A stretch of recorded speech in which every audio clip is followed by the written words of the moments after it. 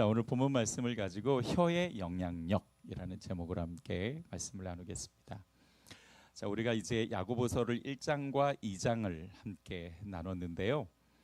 야고보서의 그 특징, 1장과 2장에 나오는 주제를 다시 한번 좀 간단하게 정리하고 넘어갈게요. 왜냐하면 오늘 본문과 또 연관성이 있기 때문입니다. 야고보서의 특징은 짤막한 주제를 다양하게 다루고 있다라는 점입니다. 그러니까 예를 들어서 온전한 믿음에 관해서, 또 지혜에 관해서, 또 오늘 본문과 같이 말에 관해서 이런 것들을 다루면서 바른 신앙생활을 어떻게 해야 하는가에 대해서 아주 다양한 주제로 우리에게 말씀을 해주시고 있는 성경이에요. 그 중에서 야고보서가 가장 중점을 두고 설명하는 것이 믿음입니다. 하나님이 인정하시는 참된 믿음에 대한 주제를 여러 각도에서 조명하고 있습니다. 1장에서는 믿음의 시험에 대해서 말씀을 하고 있는데, 믿음은 시험으로 검증되는 것이다 라고 말씀하고 있고, 2장에서는 실천이 없는 믿음은 죽은 믿음이기 때문에 반드시 행함으로 그 믿음을 입증해야 한다라는 것을 말씀하고 있습니다. 야고보서가 무엇보다 바른 믿음에 대해 강조하는 이유는요, 지금도 그렇지만 당시에도 참 중요한 이 믿음에 대한 오해를 가지고 있는 사람들이 무척 많았기 때문이었습니다. 예를 들어서 믿음은 누구나 입으로 고백할 수 있죠. 그러나 그것이 진짜인지 아닌지를 구분할 수 있어야 한다는 겁니다. 구원받는 믿음과 그렇지 않는 믿음을 구분하는 방법은 행동으로, 즉 삶으로 증명하는 것입니다. 앞서 말씀드렸듯이 이 부분을 참 많이 어려워하세요. 믿음을 어떻게 삶으로 증명해야 되는 걸까? 자, 여러분, 우리의 믿음엔 대상이 있습니다. 누가 있다고요? 네, 대상이 있어요. 그냥 믿음은 그냥 확신 이렇게만 생각하시면 안 돼요. 우리의 믿음에는 대상이 있고 그 대상을 신뢰하는 것이 우리가 가진 믿음의 본질입니다. 자, 그러니까 우리가 믿는 믿음의 대상은 하나님이요 또 예수 그리스도지요. 예수님을 믿는다라는 건 단순히 지식적 동의가 아니죠. 우리 지난주에 함께 말씀을 나눴던 것처럼 지식적 동의를 인식론적 믿음이라고 이야기를 합니다. 인식론적 믿음은 구원받는 믿음이 아니에요. 인식론적 믿음은 그저 인식하거나 또는 아는 차원에서 끝나는 것을 이야기합니다. 그러나 우리가 예수님을 믿는다는 건 단순히 알고 인지하는 것 차원으로 끝나는 것이 아니라 예수님이 나의 주인이라는 것을 분명하게 고백하고 그분을 신뢰하면서 살아가는 겁니다. 그러니까 예수님이 나의 인생, 나의 운명의 주인 되셨으니 내 인생의 선택권이 나에게서 누구에게로 넘어갔어요? 예수님에게로 넘어간 것. 그것을 예수님을 믿는다라고 이야기합니다. 그러니까 이제 내 인생이 나의 비전을 이루거나 또는 나의 유익을 위해서 살아간다거나 또는 내가 어떤 성공적인 삶을 살아가려고 인생을 살아가는 것이 아니라 오직 나를 위해서 십자가에서 죽으신 예수 그리스도를 위해 사는 삶으로 달라진 거죠. 그거는 완전한 변화를 의미합니다. 그래서 우리는 죽어도 누구를 위해? 예수를 위해. 살아도 누구를 위해? 예수를 위해 사는 존재로 바뀌게 된 거죠. 그러니까 믿음으로 산다라는 건 예수님이 내 인생의 주인이니까 전적으로 예수님을 따르는 제자의 삶으로 살아가는 것입니다. 따라서 합시다. 믿음으로 산다는 것, 예수님을 따르는 제자로 살아가는 거다. 네, 그것이 예수님을 믿는 겁니다. 제자란 예수님을 따르고 예수님을 닮아가는 작은 예수로 살아가는 것이죠. 그렇게 예수를 따라 제자로 살다 보면 열매가 맺어진다라고 성경이 말씀하세요. 그 열매가 바로 믿음의 증거가 되는 것입니다. 따라서 합시다. 열매가 믿음의 증거다. 네, 점점 더 소리가 작아지는 건 의미가 있는 거겠죠. 자, 좀 더 제가 설명을 드릴게요. 요한복음 15장 5절을 보면 예수님이 이렇게 말씀하세요. 나는 포도나무요 너희는 가지다. 사람이 내 안에 머물러 있고 내가 그 안에 머물러 있으면 그는 뭘 맺는다? 많은 열매를 맺는다. 너희는 나를 떠나서는 아무것도 할 수 없다라고 말씀하세요. 그러니까 우리가 제자로 산다라는 것은 뭐냐면 많은 열매를 맺게 되는 겁니다. 예수님을 믿는 믿음을 어떻게 삶으로 증명하느냐? 열매를 맺는 것으로 증명하는 건데, 그러면 열매는 구체적으로 뭘 말씀하시는 걸까? 여기에서 우리 성도님들이 많이 또 두 번째 어려워하시더라고요.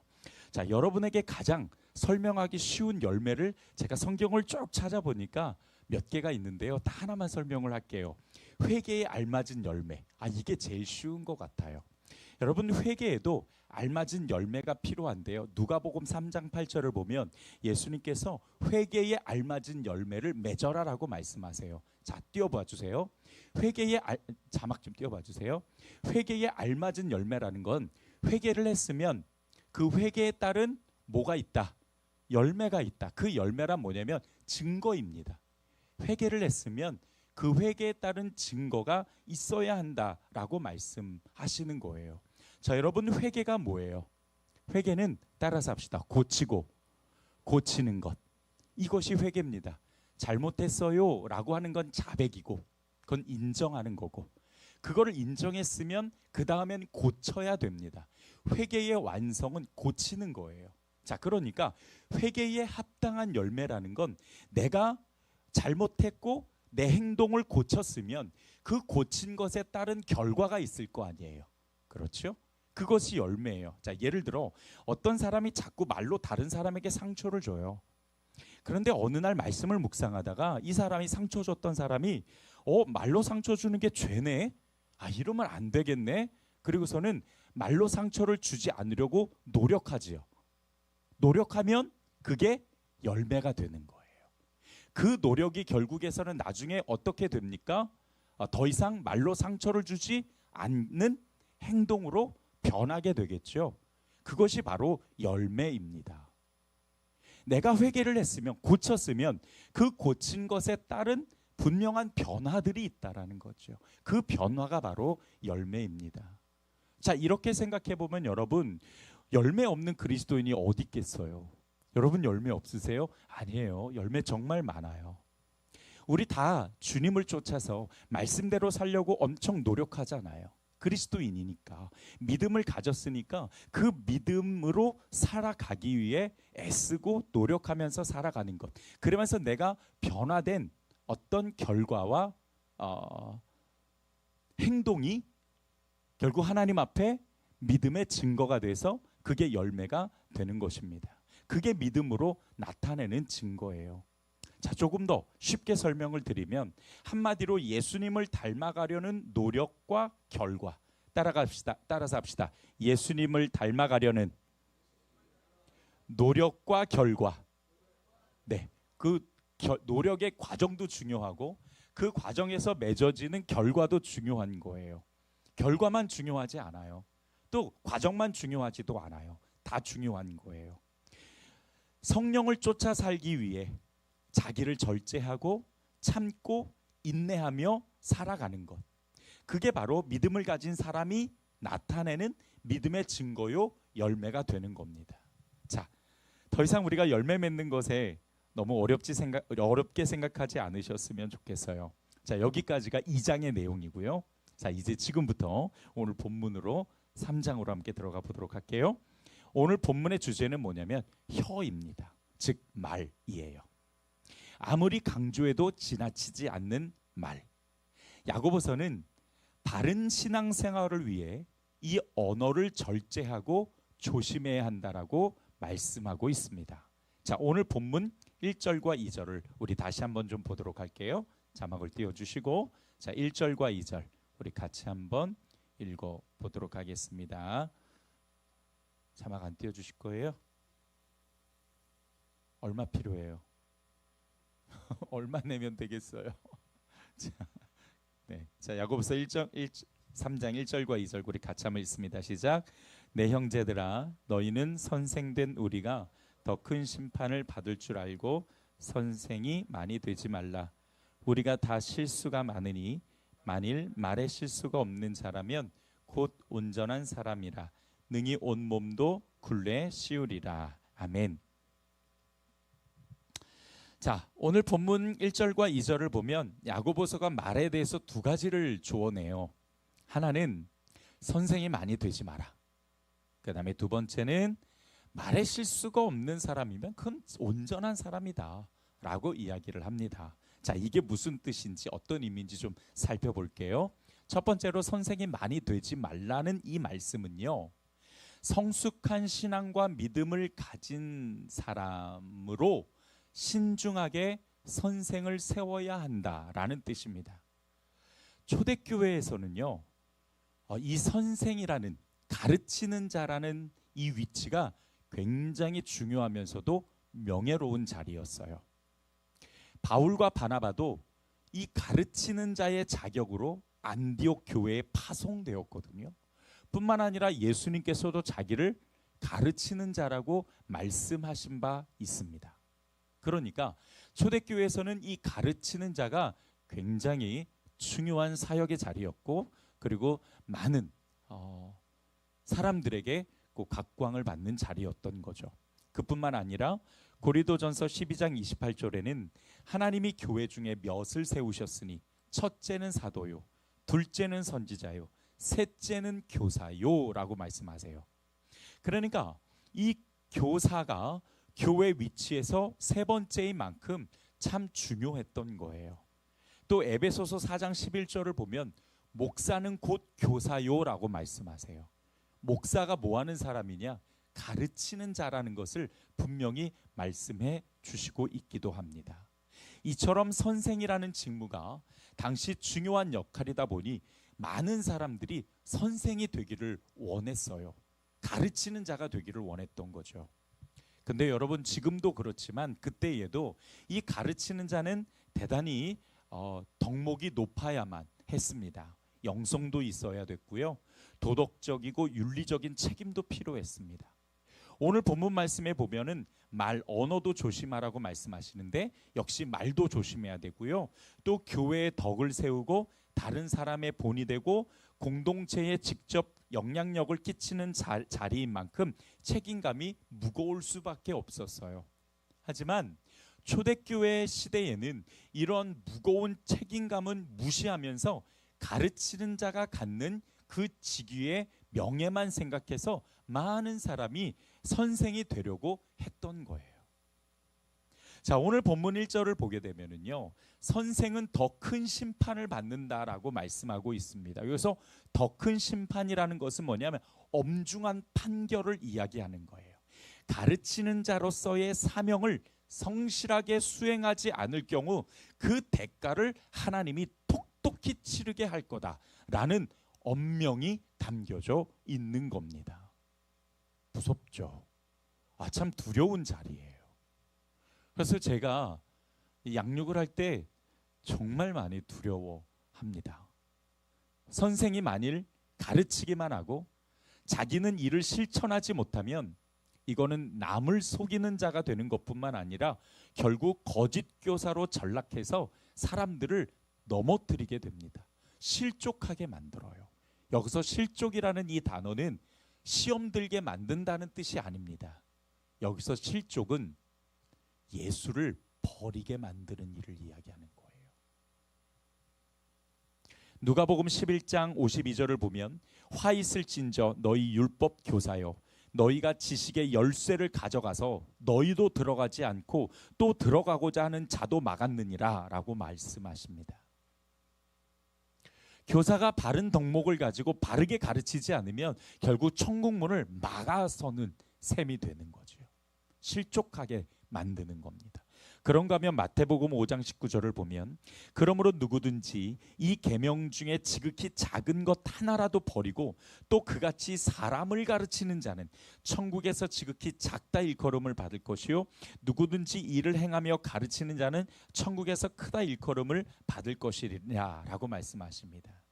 여러분, 선생은, 가르치는 자는 하나님의 말씀을 언어로 가르쳐야 되는 사람이죠. 물론 그 말씀을 자신의 삶으로 또 살아내는 그 결과의 교훈을 가지고도 가르치지만 결국 언어로 가르치는 거잖아요. 그러다 보니까 말의 실수가 많을 수밖에 없어요.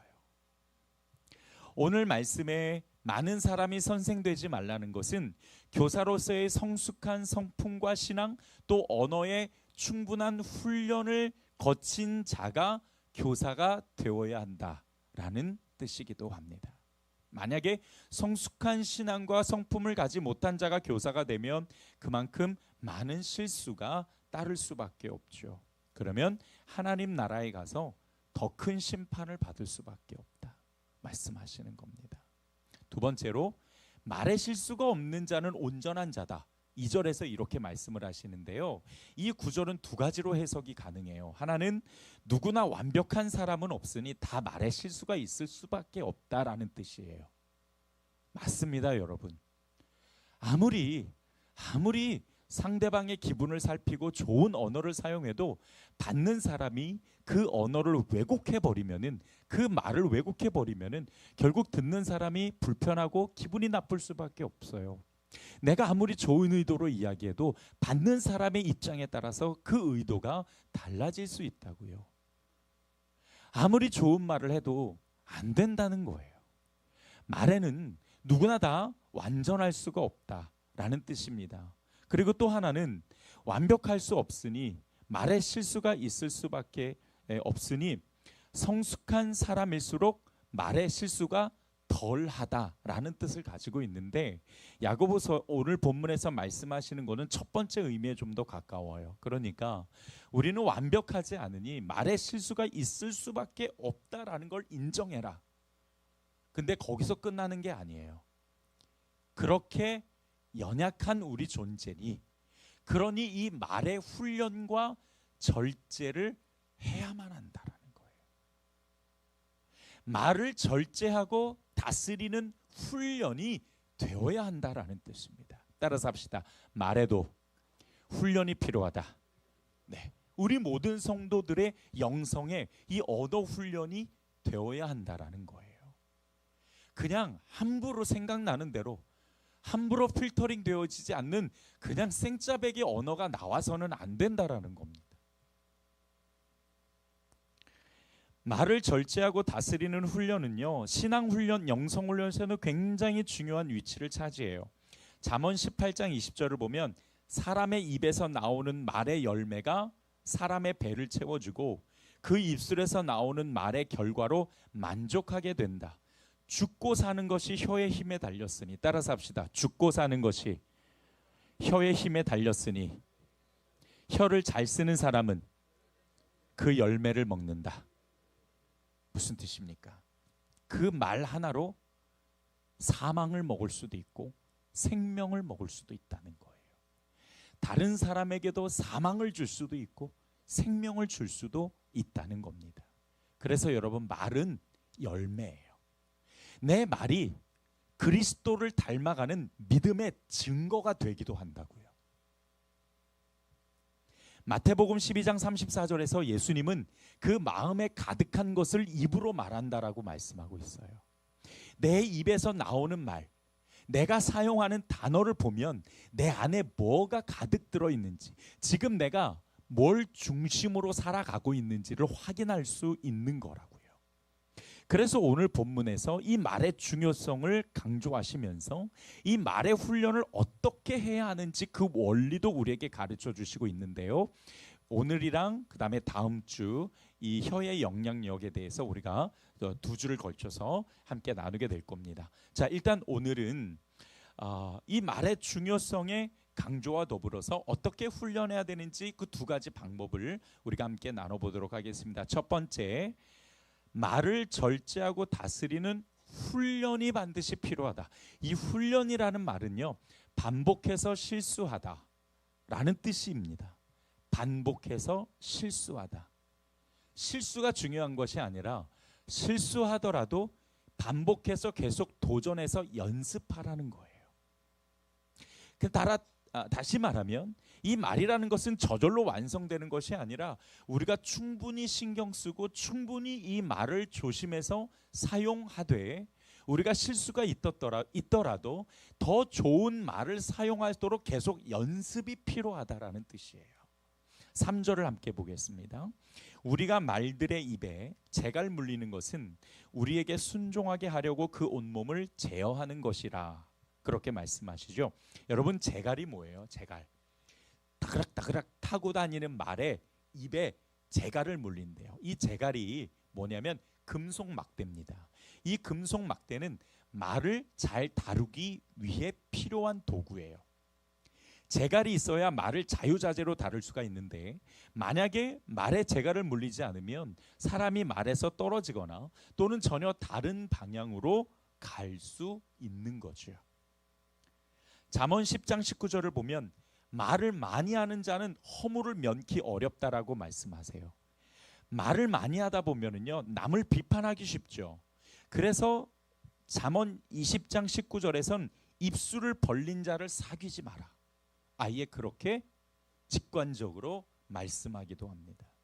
재갈을 물려야 한다라는 건 뭐냐면 말을 절제하고 다스리라는 거죠. 왜 이렇게까지 우리에게 강조하시는 걸까? 도대체 뭐가 어때서? 자, 왜 우리가 이 언어 훈련이 필요한지 시편 139편 4절에 우리 함께 읽어보도록 하겠습니다. 시작. 여호와여 내 혀의 말을 알지 못하시는 것이 하나도 없으시니다. 여러분, 하나님은 우리 말 단어 하나까지도 다 알고 계세요.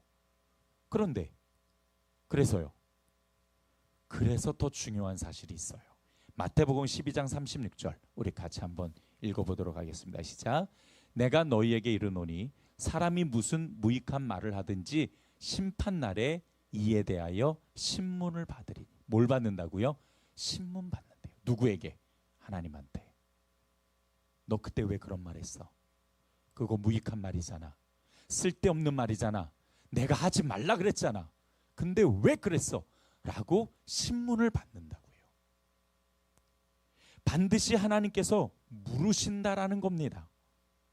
여러분, 우리가 무익한 말을 얼마나 많이 합니까? 그런데 그거 다 하나님 앞에서 해명해야 한다라는 거예요. 할 수 있을까요?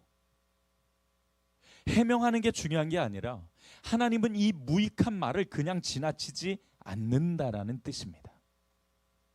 우리 이 말에 대한 분명한 책임을 하나님 앞에 질문당할 거예요. 그때 왜 그랬냐고. 왜 그런 말로 사람을 상처 주고 왜 그런 말로 내 영광을 가렸냐고. 여러분, 우리가 하나님 앞에 신문당하면서까지 그 무익한 말을 해야 될 필요가 있을까요? 그런가 하면 이제 우리가 이 말을 어떻게 절제하고 다스려야 되는지 그 훈련의 방법을 함께 좀 나눠보도록 할게요. 훈련에 도움이 되는 성경 말씀이 여러 군데가 있어요. 여러 군데가 있는데 그 중에 우리가 꼭 필요한 말씀을 함께 찾아보도록 하겠습니다. 에베소서 4장 29절입니다. 제가 세 번역 성경으로 한번 읽어볼게요. 나쁜 말은, 우리 같이 읽어볼까요? 시작. 나쁜 말은 입 밖에 내지 말고 덕을 세우는 데 필요한 말이 있으면 적절한 때에 해서 듣는 사람에게 은혜가 되게 하십시오. 띄워주세요. 첫 번째는 뭐냐면 나쁜 말 하지 마라. 여기서 나쁜 말이 뭔지는 좀 더 설명드리고, 두 번째로는 덕을 세우는데 꼭 필요한 말을 해라. 그러나 그 필요한 말을 언제 하라? 아무렇게나 하는 것이 아니라 적절한 때. 그 적절한 때라는 게 뭘까요? 그 적절한 때라는 것은 두 가지 의미가 있어요. 하나는 성령께서 그 말을 할 수 있는 환경을 조성해 주셨을 때, 그 다음에 두 번째로는 그렇게 해서 상대방이 말을 들었을 때에 은혜가 되게끔 말을 해야 된다라는 거예요. 자, 일단 나쁜 말이라는 이 뜻은 뭐냐면 그냥 좋지 않는 말, 뭐 욕 이런 게 아니라 정확하게 원문의 의미는 다른 사람을 험담하거나 모략하는 말을 의미해요. 제가 다시 한번 우리 성도들에게 진심으로 권면하는데 뒤에서 험담하지 마십시오. 험담은 자신뿐만 아니라 우리 교회를 더럽힙니다. 거룩한 공동체가 되지 못하게 만들어요. 그래서 다 같이 죽자고 하는 건가요? 안 되죠. 분명히 죄입니다. 남을 험담하고 뒤에서 뒷담화하는 것은 분명히 죄예요. 우리가 이것을 알고도 행하면 우리는 하나님 앞에 반드시 그 부분에 대해서 신문을 당할 것입니다. 무섭죠? 전 정말 두렵던데요.